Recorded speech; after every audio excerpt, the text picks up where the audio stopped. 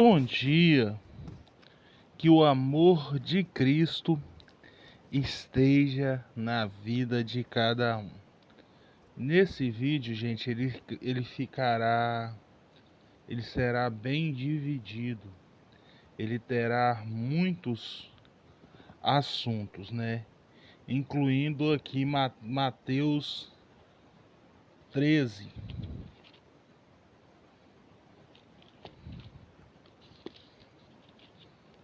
que será ele inteiro, né? Nele tem muita coisa que Jesus falou para nós, né? Para conosco. Então será ele inteiro. Vamos aqui começar nosso estudo e comentário de Mateus 13, versículo 1 e alguns a mais, né? Até o 23, parábola do semeador. Naquele mesmo dia, Jesus saiu de casa e assentou-se à beira-mar, juntando ele multidões ao seu redor. Por isso entrou num barco e se assentou, enquanto toda a multidão estava em pé na praia, e falou-lhes de muitas coisas por meio de parábolas. Certo semeador saiu a semear, e quando semeava, da semente caiu à beira do caminho, e vieram aves e a comeram. Outra parte caiu em terreno pedregoso, onde não havia terra o bastante, e logo nasceu, porque a terra não era funda. Mas saindo o sol, queimou e secou-se, porque não tinha raiz. Outra parte caiu entre espinhos, e os espinhos cresceram e a sufocaram. Quando caiu em boa terra, deu fruto, uma semente, produzindo a 100, outra a 60 e outra a 30 por um. Quem tem ouvidos para ouvir, ouça. Vamos aqui pegar esse trecho de 1 a 9 e vamos comentar. Vou trazer esse texto para nosso tempo, né? Será que estamos semeando a semente da palavra de Jesus em corações vagos, terrenos planos, onde as aves podem se aposar e comer, que seriam os abutres, né? Estou trazendo a minha visão, não estou interpretando, estou mostrando, falando sobre o meu entendimento do que eu estou lendo. Será que estamos jogando a semente em solos pedregosos, aonde a terra é pouca e a semente brota e morre? Será que estamos jogando a semente entre espinhos? Porque não sabemos como é que está o terreno. Então vamos aqui. O terreno, que é o terreno onde os abutres comem, na minha visão, é o terreno onde são aqueles que vão até os pés de Jesus somente com uma intenção no coração: obter algum recurso. Consegue o recurso, volta-se e se junta aos abutres. Essa, para mim, é a semente que cai em terras abertas. Você está vendo tudo que aquela semente pode fazer e, e não tem como controlar porque é o coração dela. A semente que cai em terrenos pedregosos, com pouca terra, é aquela semente que quer ouvir, ela brota, mas não gera raiz, ela só ouve, mas ela não aprofunda na palavra, ela não aprofunda na oração, na busca, ela não aprofunda em nada, ela simplesmente está ali. Quando o sol bate, ela morre, ela volta a fazer tudo de novo, porque ela é uma semente que não criou raízes para se tornar uma árvore frutífera, uma árvore bem-aventurada. A semente que cai entre os espinhos infelizmente, é aquela pessoa que tem um coração bom, que tem um entendimento bom, né, que tem uma capacidade boa de transmitir, de comunicar, de passar o conhecimento, tem um bom coração, mas ela cai no meio, no centro dos abutres, no centro daquelas pessoas que sentem inveja da sua capacidade, que ficam ou rodeando, ou condenando, ou dizendo para ele que tudo que ele faz está errado, não condiz. Tipo, esquecem o caminho de Jesus e estabelecem o caminho humano. Mexem nas fraquezas que todo ser humano tem e o derruba. Mesmo que aquela semente possa gerar uma árvore frutífera, uma árvore cheia do poder de Deus, cheia de boas obras, mas os abutres a sufoca e a mata. A mata na fé, a mata na esperança. A resiliência às vezes não é sempre uma força, nem sempre é uma maneira de se vencer, porque somos humanos, nós batemos cabeça e às vezes deixamos essas questões nos afligir e nos trazer uma aflição que não podemos lutar contra, que não podemos vencer, né? Que não podemos categorizar a maneira que machuca a nossa alma.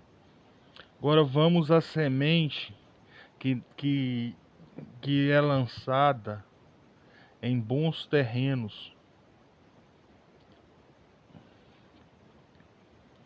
Essa semente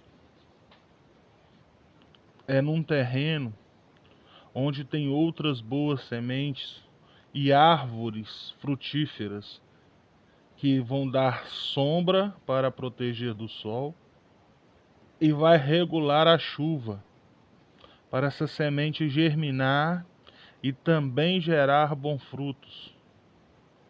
O que é? É anciões, é jovens, é os diáconos, os presbíteros. Quando essa semente chega, eles a rodeia de amor, a rodeia de conhecimento, de conselhos produtivos.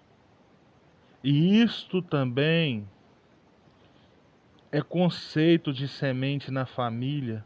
Tem muitas pessoas vagas, rasas, que não se criam raiz, mas está ali.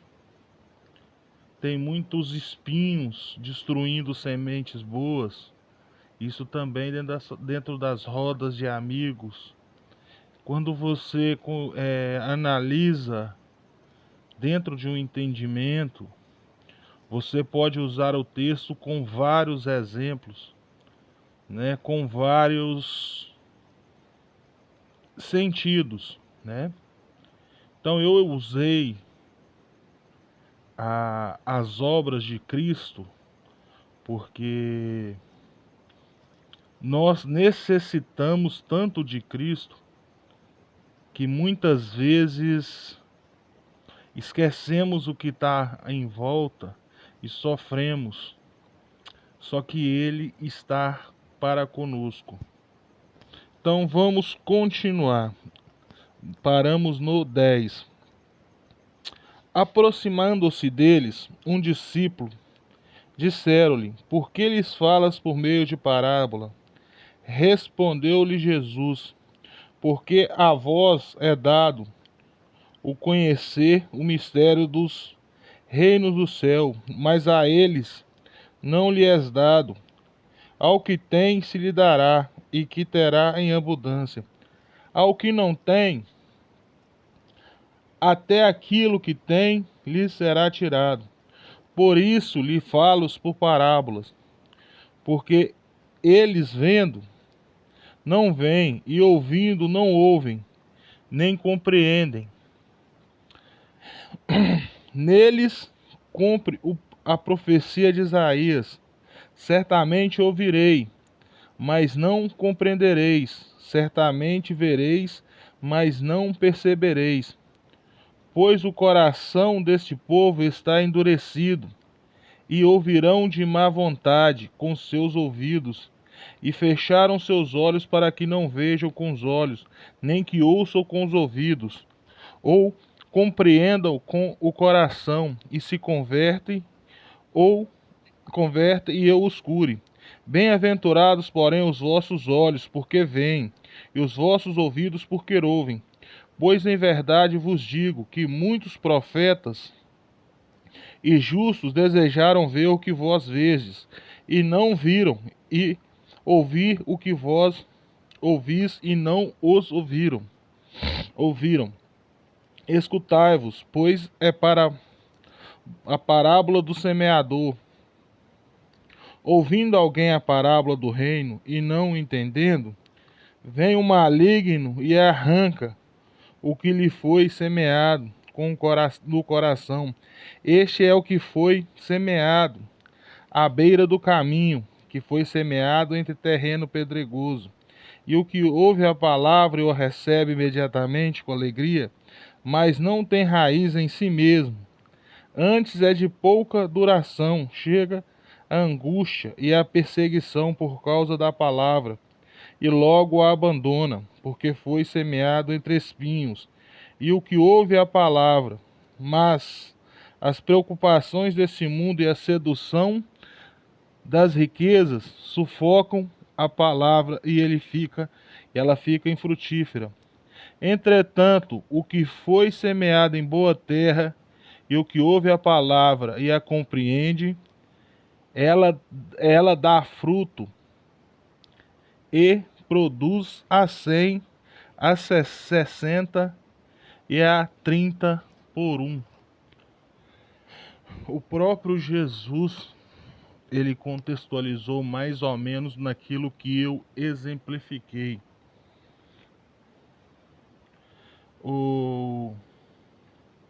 Como vamos dizer, né, eu estou aqui com a minha Bíblia, essa é uma tradução Thompson, que é uma tradução boa, uma das melhores para estudo. Eu fico observando que estão semeando a palavra de Deus como se fosse um pingente, um prêmio.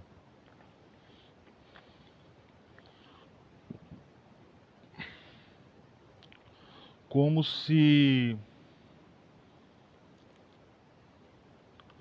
tudo girasse em torno de homens e Jesus seria só a fonte de inspiração. Tudo está sendo feito para encher o ego dos homens.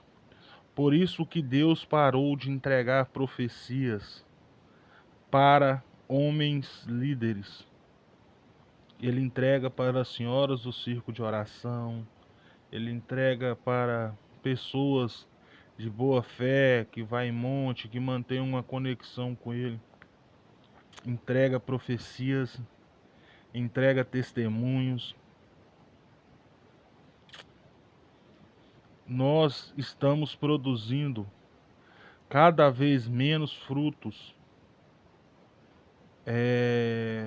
Quando eu observo as gerações de cristãos estão diminuindo, de cristãos realmente cristãos, não os que dizem ser cristão, porque a palavra está sendo semeada de maneira picotada, não está levando adubo para as sementes, não está levando nutrientes para a semente, simplesmente está brotando a árvore, brota-se árvore.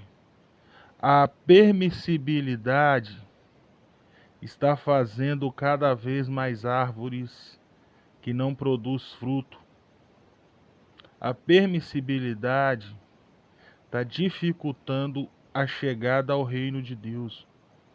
E a permissibilidade está gerando cristãos fracos, cristãos que não entendem o que realmente foi Cristo, né? Para nós. Nós somos e fomos feitos para fazermos a obra, para levarmos a obra. Fomos todos escolhidos.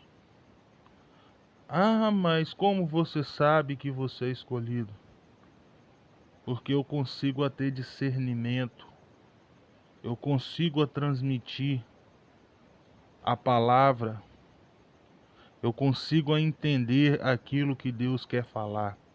Só que, você é escolhido, você é salvo. Não, não tem. Não é todos que é escolhido e tem inspiração divina, tem a sua salvação garantida. Porque pode ser uma árvore linda, mas se os frutos forem podres, o reino de Deus não pertence à árvore que produz frutos podres. O reino de Deus não é para aqueles que falam Senhor, Senhor, Senhor. E Deus, Jesus vai falar: aparta-te de mim que eu não te conheço. Eu procuro tentar me corrigir, mesmo às vezes sendo um bronco, um ignorante, um bobo, né? Então, a gente está chegando a limitações mentais que está fazendo em nós verdadeiros podadores, verdadeiros destruidores de fé. A fé que move o mundo, né, que Josué parou o sol. Josué. Às vezes a gente é tanta informação que a gente embola. Aquela fé que Josué parou o sol, tanto que foi confirmado, há pouco tempo a ciência confirmou que o sol ficou parado, a terra ficou parada e o sol parado por 6 horas. Tem uma diferença de 6 horas porque na matemática deles lá faltou essas 6 horas, porque o sol parou por 6 horas. A terra parou, você calcula algo a 118 mil quilômetros por hora parar pela fé de um homem. Se a terra é 118 mil quilômetros por hora seu giro, você calcula o sol. Foi parado pela fé de um homem. Você calcula a imensidão da fé desse homem? Você calcula quanta semente frutífera esse homem deixou nessa terra? Né? Então vamos continuar aqui. Agora, parábola do trigo e do joio. Mateus 13, 24 ao 30. Propôs-lhe outra parábola, dizendo... Deixa eu só colocar a Bíblia mais aqui assim.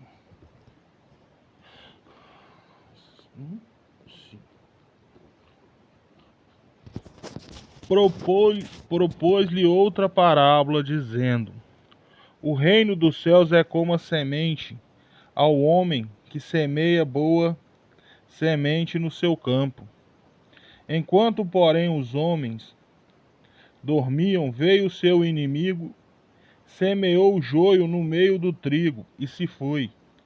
Quando o trigo cresceu e frutificou, apareceu também o joio. Então, indo ter com ele os servos do dono do campo, lhe disseram: Senhor, não semeaste tu no teu campo boa semente? Como então está cheio de joio? Respondeu-lhes ele: um inimigo fez isso, perguntando-lhe aos servos: Queres que vamos arrancá-lo? Ele, porém, lhe disse: Não, para que, ao colher o joio, não arranqueis também o trigo com ele. Deixai-o crescer ambos juntos, até a colheita. Por ocasião da colheita, direi aos ceifeiros: Colhei primeiro o joio, amarrai-o em feixes para o queimar. Então colhei o trigo e o guardei no celeiro. Vamos aqui de novo, a minha maneira de pensar, de entender o texto.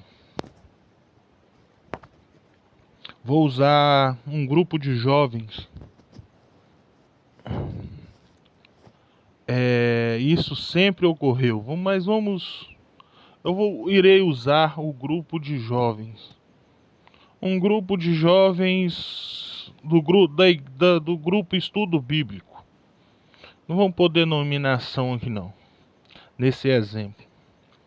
Nós temos aqui 5 jovens que leem a Bíblia, que pesquisam, que buscam conhecimento, que oram, que buscam tudo para mantermos, né, uma convivência boa, uma convivência estável, tudo de bom, vivendo as coisas pesadas, as guerras pesadas, todos unidos. Aí o do grupo Estudo Bíblico 2 tem 5 pessoas lá que não são boas, mas eles não gostam do grupo 1. Aí eles pegam aqueles 5 e colocam no meio desse grupo de jovens. E esse grupo de jovem que veio com a intenção da libertinagem, veio com a intenção de matar, de roubar, de fazer o que for para destruir esses laços. Só que como líder, eu irei saber o momento de cortar o joio e de manter o trigo vivo, né? Porque é alimento. Esse grupo de jovens será o que irá alimentar a próxima geração com a palavra. E assim será na hora do arrebatamento. Muitos joios estão vivendo em meio ao trigo e achando que está salvo. não muda o seu comportamento, não produz frutos nenhum, simplesmente cumpre ritos, ritos e ritos e ritos e ritos, só que não muda o coração, não liberam perdão, não entendem, não fazem a caridade, não fazem nada além de cumprir os ritos determinados pelos homens. Aí vai chegar o momento que Jesus irá começar a separar o joio do trigo. O trigo, na minha visão, gente, na minha concepção, são aquelas pessoas que eu vou usar minha titia Cornélia e minha mamãe Dorquinhas. Minha mamãe, já assim uma senhora de idade avançada pelo sofrimento da vida, que glória a Deus, foi exemplo.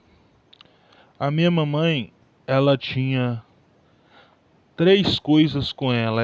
Ela era mãe disciplinadora, esposa responsável e uma, uma pessoa que perante a Deus fazia o seu trabalho. A tia Cornélia a mesma coisa. As duas irmãs, a minha tia ela morreu com 95. Então a última convivência da minha mãe com ela, eu acho que é 20 e poucos anos de diferença de uma para a outra. A minha mãe, eu lembro que eu acordava de madrugada, ela estava lá orando para mim, de joelho. Ela ia orava para o meu irmão, orava para minhas irmãs, orava para o meu pai, eu criança. Aí ali ela voltava a naná. 6 horas da manhã, aí entrava a parte da esposa responsável. O café do pai estava pronto. Às 7 ela estava na oração na igreja. Aí ela orava, orava, orava, orava até umas 8h30, 9. Chegava, pegava o caderninho dela. Mãe, com a bolsinha, eu lembro. Oh, maravilha que era minha mamãezinha, meu Deus. Ela pegava a bolsa dela de cobrança e fazia cobrança. Quando dava 10h10, ela estava em casa. 11 horas o almoço do meu pai, mulher, esposa. Tava 11 horas, meu pai já estava almoçando. Aí ela almoçava, via o jornal, subia para o terraço. E ali ela lia essa palavra abençoada, bem-aventurada, que Deus deu para nós, que enche a nossa alma de paz. Ela lia a Bíblia ali em coisa de uma meia hora, 1 hora. Minha mãe era semi-analfabeta, ela falava versículo da Bíblia. Ela podia às vezes esquecer onde estava, mas depois ela lembrava, ela falava a Bíblia inteira. Minha tia Cornélia, a mesma coisa. Esse Tá, vou concluir a minha visão sobre o trigo. Minha mãe, 3 horas, ela estava de novo na igreja. E ali ela já levava os paninhos dela de prato para vender, os perfumes, os negocinhos dela. Ela já saía da igreja, ia nas clientes dela, já vendia. 5 horas em casa, 6 horas janta, 7 horas, ou no estudo bíblico, ou no ensaio das irmãs, ou no culto à noite, cultuando a Deus, pregando a palavra, ensinando. Na escola dominical fazia o café, né? ela trabalhava para Cristo. A minha mãe ia pregar, a minha mãe ia levar a palavra em cadeia. Muitas das vezes a gente não sabia que ela estava indo. Minha mãe ia em hospitais e a gente não sabia. Eu eu soube, a minha mãe, eu cresci com a minha mãe recolhendo cestas básicas. Minha mãe nunca contou para nós para quem que ia aquela cesta. Muitas das vezes estava faltando para nós. A gente comendo ali uma canjiquinha, comendo algo mais simples, ela fazia uma cesta bem-aventurada e levava. A gente não sabia para quem ela estava levando aquela cesta. Isso ficava na gente, a gente aprendeu com isso que o que a direita faz, a esquerda não sabe, o que a esquerda sabe, a direita não faz, e assim diante. Se ensina ou não que o passar disso é coisa do maligno. Então nós aprendemos. Esse é o trigo. Tanto que minha mãe morreu primeiro que minha tia. Minha mãe, na hora que a minha mãe morreu, eu tive a visão da morte dela. Eu vi a morte dela. E a minha tia, que era cega dos dois olhos, falou com a minha prima. A Lolinha acabou de pegar a sua coroa de flores. Chega aqui, ó. Meu Deus, maravilha. Minha mãe foi para os braços do Pai, literalmente. Glória a Deus. Isso é o trigo. Minha tia, a mesma coisa, a mesma trajetória. Então, esse é o trigo. Que na hora da separação, essas pessoas que foram cristãs, que serviram a Cristo com amor e devoção, que entenderam que Ele é o único caminho até Deus, que obedeceram a Deus. A minha mãe, ela não... A oração dela era em 4, 5 palavras para repreender um demônio. O demônio obedecia e saía. Os joelhos dela dobrados. Trigo. O joio, gente, agora nós vamos pro joio. O joio é aqueles que infiltram no meio do trigo, com o coração duro, sorrindo. É aqueles que na frente fala bonito e nas costas agem como cachorro. Muitos estão com trajes impecáveis e o coração duro. Muitos estão com, vou colocar, fazendo uma obra, mas para ter status e stories, não para Deus, não para Jesus Cristo, mas para si, para pegar o galardão dele aqui na terra, não lá no céu. Não. E outra, o que faz escondido, eles acham que está escondido. Esconde dos homens, mas de Deus não. Esse tipo de coisa, pela glória e honra de Cristo, não consegue a contaminar e nem a destruir o trigo, porque eles não têm força para nada. Eles têm ego, soberba e se acham que a autopermissibilidade deles o faz maior, mas não são nada. Na hora da separação lá, muitos que acharão que irão, ficarão, e muitos que nem em sonho iriam, vão, e os bonzinhos que paga de bonzinho vai ficar. Porque tem muitas pessoas que a gente acha que é cruel, mas está fazendo um belo trabalho. que está servindo a Jesus, que não fala mal de ninguém, que não ofende ninguém, vive o mundo dele, ajuda quem ele pode, ora no momento certo. Tem muitos que vivem em ligação com o Pai e a gente tá julgando ele, olha lá, o bobão, boca aberta.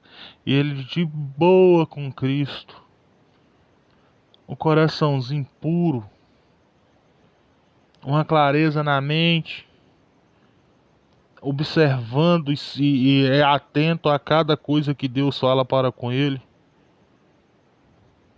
E, e muitos de fora, somente achando os erros dele, colocando-o como incompetente, mas na hora da divisão do joio do trigo, ele pode estar já com o seu nome no livro da vida, e o outro que estava lá, Senhor, Senhor, com a Bíblia para baixo, para cima, não conseguiu colocar a primeira letra, porque procurou status, não obras.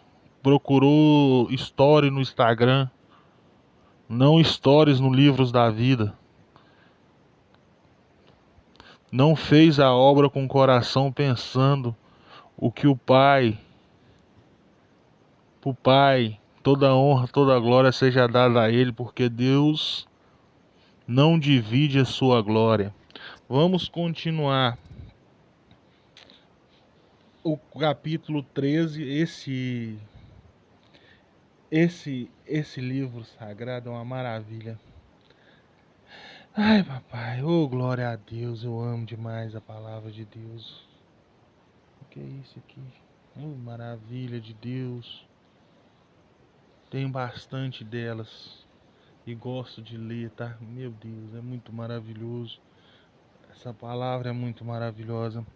A parábola do grão de mostarda e do fermento.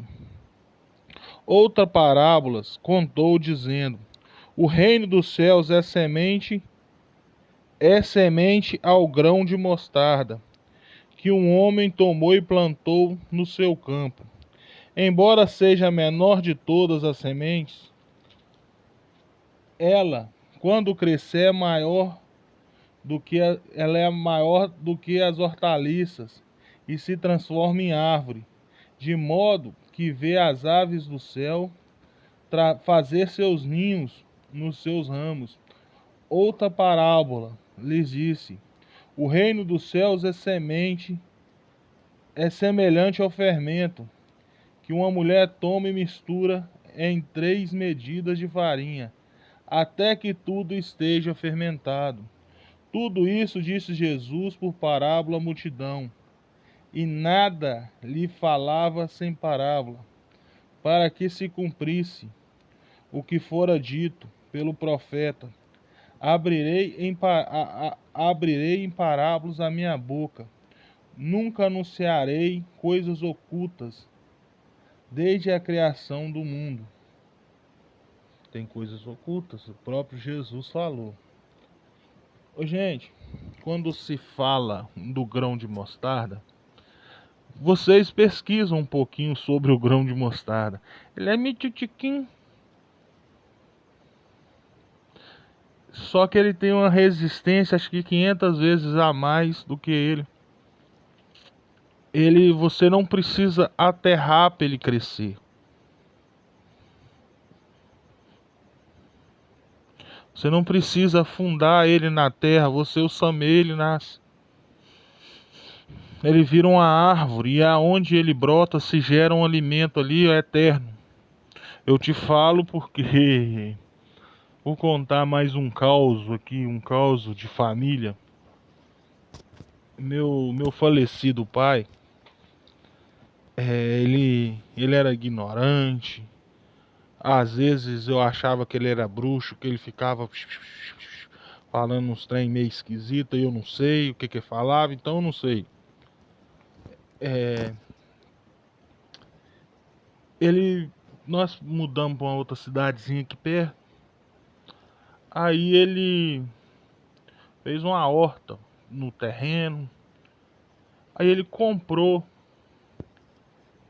ah, um pacotinho de R$ 1 de semente de mostarda. Ele chegou lá e sameou que tem pra lá. E começou a aguar. Plantou umas couve, uns alface, uns negocinhos ali, tal e coisa, um alho. E plantou ali, passatempo dele. Ficava lá na hortinha dele todo dia de manhã. Durante os 4 anos que nós moramos nessa casa, aquele pacotinho de R$ 1 manteve de mostarda para quem gostasse de alimentar dela uns 4 anos. Todos os filhos do meu pai, irmãos, primos que iam lá, trazia sacolada de mostarda.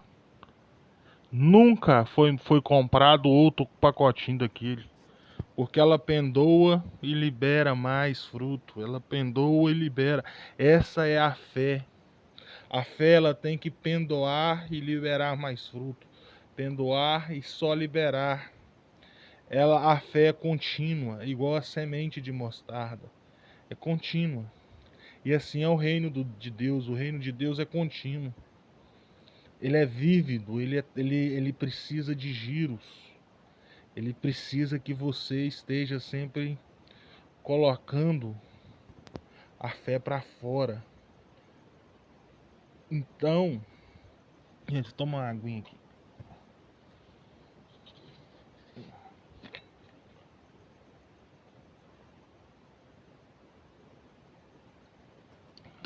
Obrigado, meu Deus, pela água.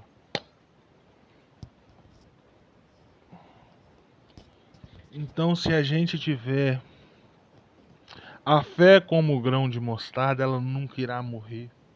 Ela sempre estará se renovando, se reproduzindo. E as coisas irão transformando dentro de nós. Nós iremos aprender a buscar. Nós aprenderemos a orar. Nós aprenderemos a transmitir a palavra. Olha que maravilha. Nós iremos aprender a compor louvores para Deus, não para o homem, né? Vocês já entenderam aqui também a parte do fermento?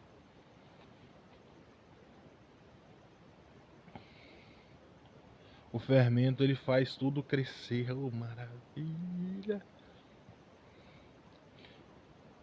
Então vamos acalmar e vamos continuar. A explicação da parábola do joio. Então, tendo se despedido da multidão, foi Jesus para casa e, chegando ao pé dele, os seus discípulos dizem: explique a parábola do joio do campo. E ele respondeu: o que semeia a boa semente é o filho do homem. Quem é o filho do homem? O campo é o mundo, e a boa semente são os filhos do reino. O joio são os filhos do maligno, e o inimigo que se semeou é o diabo. A colheita é o fim do mundo, e os ceifeiros são os anjos. Assim como o joio é colhido e queimado no fogo, assim será na consumação deste mundo.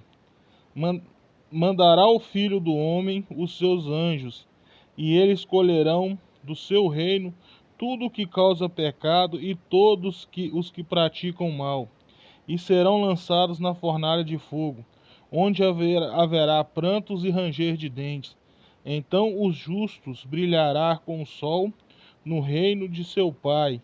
Quem tem ouvidos para ouvir, ouça. Eu dei uma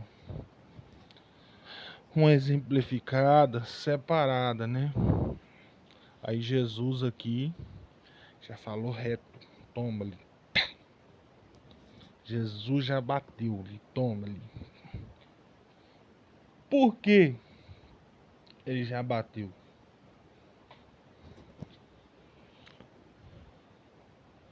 Porque muitos estão achando que é brincadeira, que tudo pode ser levado na esportiva, mas não é não, tá? Vamos começar a acordar.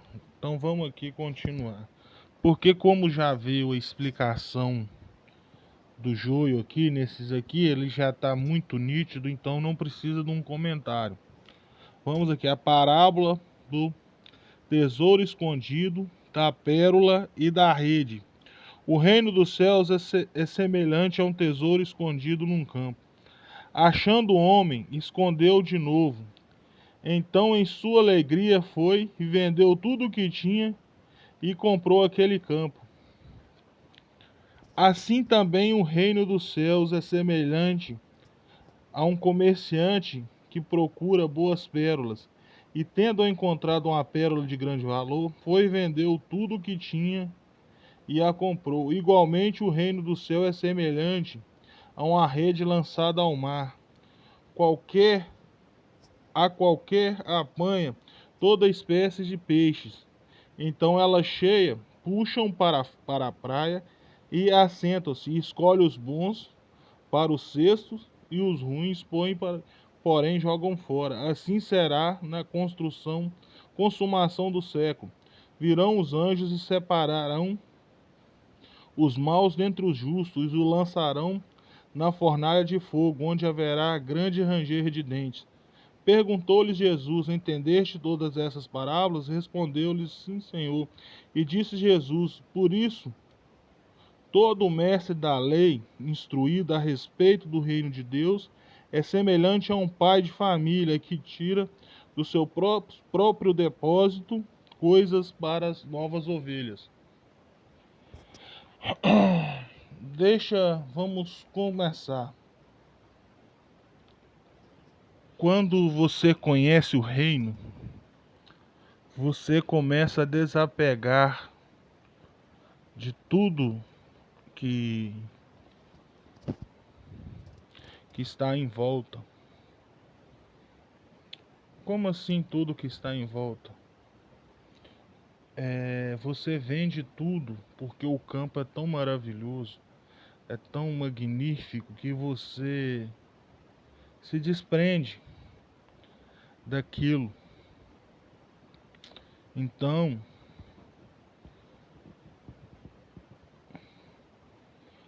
não se apegue a coisas dessa terra. Viva com as coisas da terra, mas com seu coração no reino dos céus, a sua mente lá. Não brigue por pedaços nessa terra. Faça por onde para ter o pedaço no céu.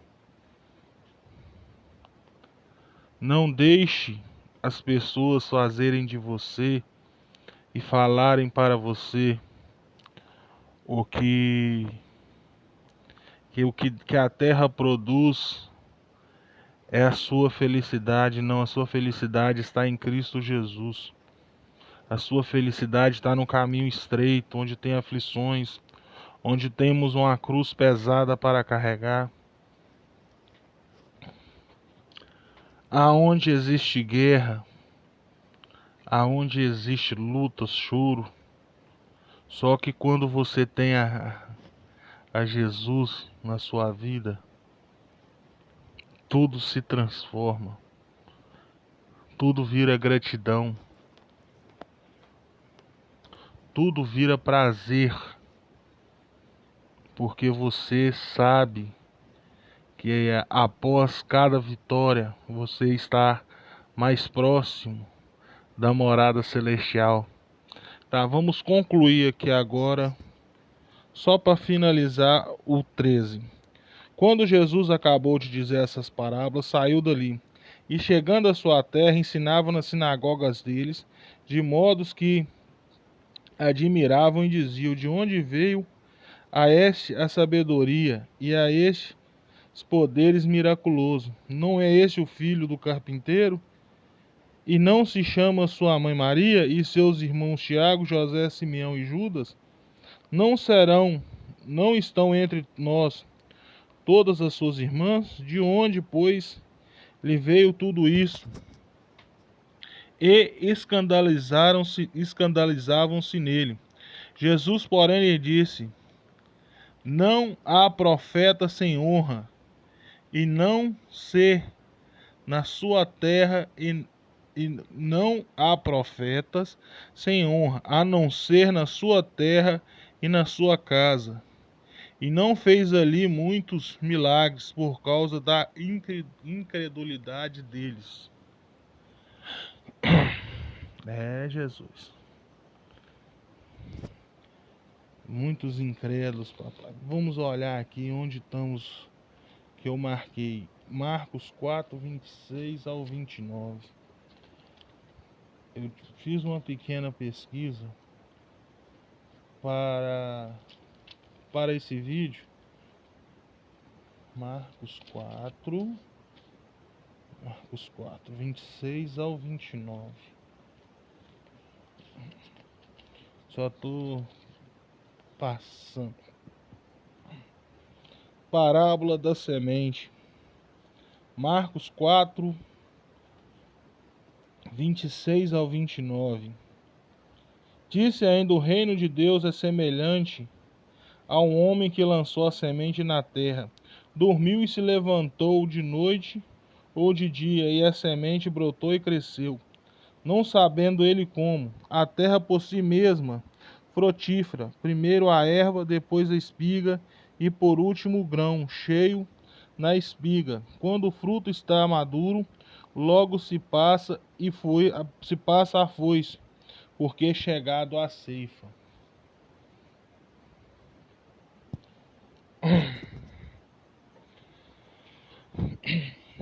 Vou tomar mais um golinho de água.